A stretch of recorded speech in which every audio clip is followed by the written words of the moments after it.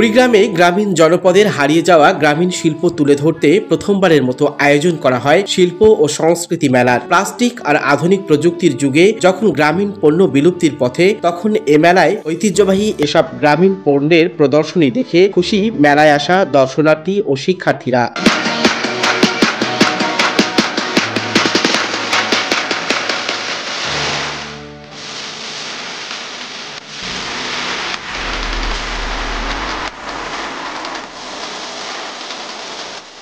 দিনব্যাপী শিল্প ও সংস্কৃতি মেলায় নকশি কাঁথা, মাটির থালা, পালকি থেকে শুরু করে রেডিও, ক্যাসেট, হামান দিস্তা সহ কয়েক শত গ্রামীণ পণ্যের প্রদর্শিত হয়। মাটির হাড়ি পাতিল, তারপর মাটির গ্লাস এবং ফুলদানি, বিভিন্ন ধরনের জিনিস, এগুলো আমরা রং করেছি।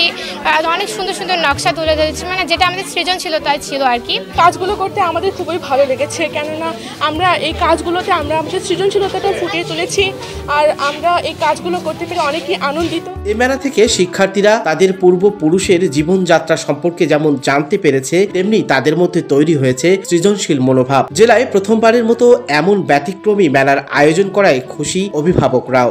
মাটির জিনিসগুলো, হাঁড়ি, পাতিল, কলস ডিজাইন করা দেখতে পাচ্ছেন, সেগুলো সব আমাদের নিজেদের তৈরি। এতে করে আমাদের দুইটি জিনিস হয়েছে, একটি আমরা জ্ঞান অর্জন করতে পেরেছি এবং আমাদের পূর্বপুরুষদের জীবনযাপন সম্পর্কে জানতে পেরেছি। কুড়িগ্রাম মধ্য কুমোরপুর গার্লস স্কুল অ্যান্ড কলেজের অর্থায়ন ও সার্বিক সহায়তায় শিক্ষার্থীদের মানসিক ও সৃজনশীল বিকাশে এ মেলার আয়োজন করা হয়। সুন্দর একটি বাংলাদেশ পেতে গেলে আসলে এগুলির বিকল্প নেই। আমাদের এগুলির মাধ্যমে, সংস্কৃতির মাধ্যমে তাদের মেধার বিকাশ ঘটবে, তারা দেশকে চিনবে, তারা দেশের সংস্কৃতিকে চিনবে, তারা বাংলার মানচিত্রকে চিনবে।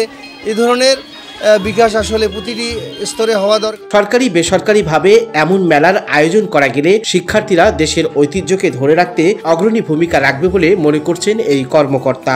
আমার মনে হয় যে সরকারি উদ্যোগে বা বেসরকারি উদ্যোগেও এই কাজগুলো করলে এটা দেশের জন্য এবং আমাদের যে কোমলমতি ছাত্রছাত্রীরা আছেন তাদেরকে জানানোর বিষয়ে, আমাদের অতীতকে জানানোর বিষয়ে, ঐতিহ্যকে জানানোর বিষয়ে যদি কার্যক্রম গ্রহণ করা হয়, এটাই সত্যি অনেক একটি ভালো কাজ হবে। নান্দনিক চিন্তা চেতনা থেকে তৈরি করা এসব গ্রামীণ পণ্য তুলে ধরতে পেরে আনন্দিত মেলায় অংশ নেয়া শিক্ষার্থীরা।